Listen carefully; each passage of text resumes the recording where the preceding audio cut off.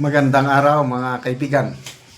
Gusto kong i-share sa inyo at bigyan ng reaksyon itong Facebook reel ni Greg John Largo.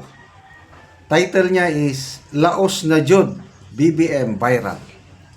So, ipinakita niya dito yung pagdating ni PBBM sa Dumanhog, Cebu kahapon, May 5. Pinakita niya yung reception, yung hiyawan ng mga tao. Ikinompare kay BP Sara na nagbisita sa CI Zamboanga de Sibugay. So May 5 pa rin. Grabe, laking diferensya. Kay BBM, music ang sumalubong. Pumalakpak man ang mga tao, kailangan normal lang ang palakpak. Ang mga tao nakatayo lang. Simple lang. Kay BP Sara, naghihiyawan ang mga tao, dumadagundong. Mas malakas pa yung sigawan ng mga tao kumpara doon sa announcement ng MC. Grabe. Oh, tingnan natin ha. Pangulo sa Republika ng Pilipinas, His Excellency President Yan o, normal lang. Ferdinand R. Marcos Jr. Yan na, music. Music.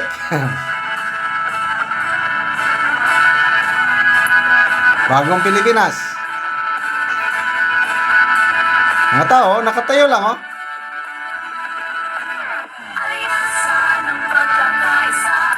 Kaway-kaway. Ganun lang.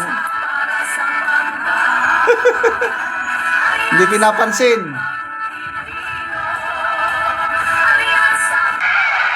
Ito na, kay BP Sara. Ayun, oh. Oh.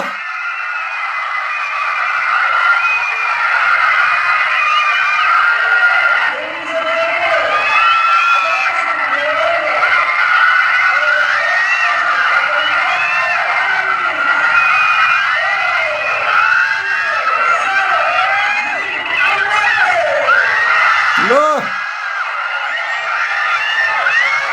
Yan ang rockstar.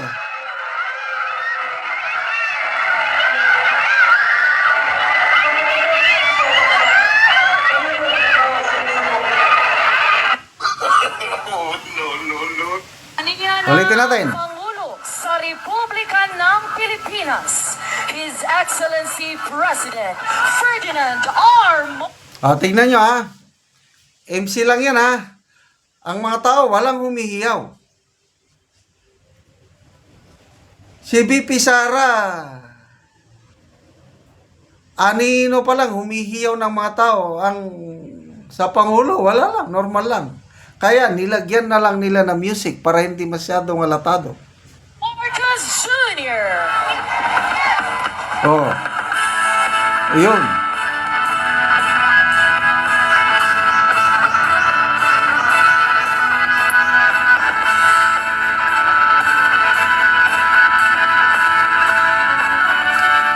Wala, ang mga tao So, anong kaibahan doon? May nabasa akong comments. Bayad versus pagmamahal. Nabasa ko kanina. Nakatanggap ka lang ng ayuda, di punta ka rin doon. Sino pang ayaw ng ayuda? Di ba? Kahit ako. Pag may bigay na ayuda, tanggapin ko, magpunta ko doon. Kaya lang, hindi mo mapilit yung emosyon o damdamin ng tao nga magpakita ng pagmamahal kung wala namang tunay na pagmamahal. Yung kay BP Sara, wala siyang pang-ayuda. Ay, laki nang nabawa sa budget ng Office of the Vice President. Wala. It's just pure, organic pagmamahal. Tuloy natin.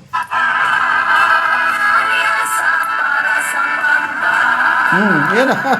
Kaway-kaway lang. Nakatayo lang mga tao. Oh, yun. Kaya ba nila yan?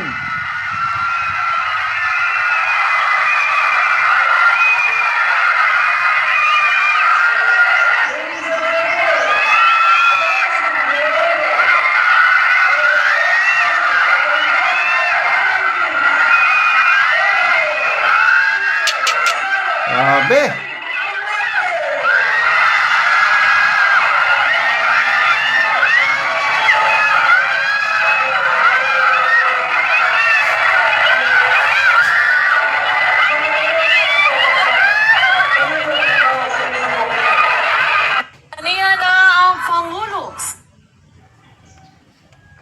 Okay, I don't know sa inyo, ako, naka-experience na ko dyan, yung na-starstruck ang tawag.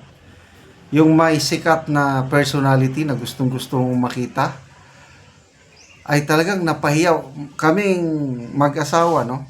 Noong 2005, correct me if I'm wrong, yung nanalo si Pia Works back sa Miss Universe, yung nagkamali pa si Steve Harvey na naging first runner up lang siya. Mamaya nagkamali pala, siya palang tunay na Miss Universe. Di ba nakakatuwa yun? So, dumadagundong na balita sa buong mundo. Okay. Then, nung dumating na siya sa Pilipinas, nagkataon kaming mag-asawa, nasa Makati kami. Ang daming tao. Naglilinya ng mga tao, tapos mga buildings, wala na, umuulan na ng confetti. Nalaman namin, parade ni Pia Works Park. Nako, kaming mag-asawa. Talaga, nakisiksik kami. Pumuesto. Basta lang masilayan si Pia Works Park. At nung dumaan na nga siya yung kanyang float, o parade, yung doon siya nakasakay, ilang segundo lang yun. Dumaan siya, kumaway siyang ganun. Alam mo yung, wow, nakita ko ng medyo malapitan. Talagang Miss Universe Pia. Hindi ko makalimutan niya. Yun, starstruck. So, ito ang mga nakikita kong eksena ngayon. Ito sa Zamboanga de Sibugay. Sa, kailan ba yun? Sa Isabela City, sa Basilan. Umuulan. Ang mga tao, hiyawan pa rin. Walang alisan. Ang lakas ng ulan. Pa-selfie sila kay BP Sara. Ganyan. Yan po ang kaibahan ni BP Sara compare dito kay Pangulong Marcos, kay Romualdez, name it kung sino sa walang makakakaya. Ang tunay lang na rockstar ngayon, dalawa lang. Si PRRD na kahit nakakulong na sa Netherlands, pinupuntahan araw-araw ng mga kababayan natin. At si BP Sara dito, kahit saan siya magpunta, dinudumog siya ng mga tao. Ang presidente, normal lang, kakaway-kaway. Sa Cebu, mayroon pang drum. Bam, bam, bam, bam, bam. Kung may announce na porang maganda, sabayan nila ng drum, para maging upbeat ang surroundings.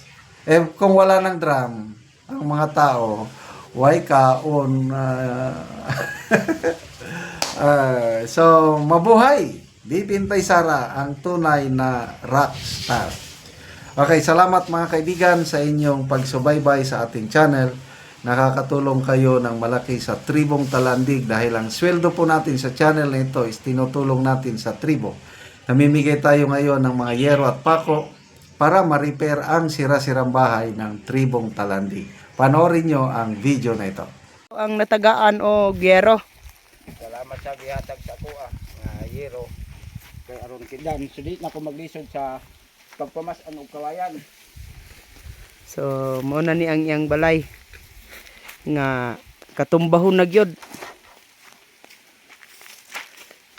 Nga kawayan lang in town nga atop. O mao na ni ang atop ni lolo Makita man gid nato nga mga gabok na gyud ang iyang atop nga kawayan. Unya nagpasalamat ako sa nag-video ani labaw sa nag-sponsor.